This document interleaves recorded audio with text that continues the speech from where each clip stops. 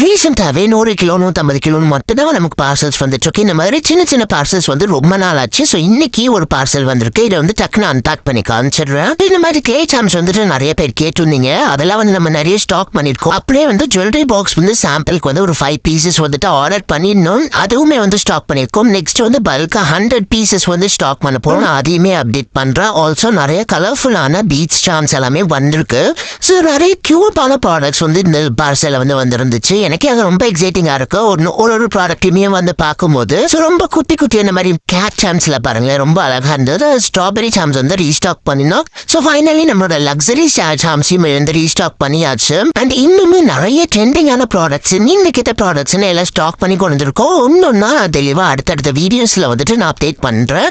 So கண்டிப்பா நம்ம வீடியோஸை வந்து செக் பண்ணி வாட்ச் பண்ணிட்டே இருங்க.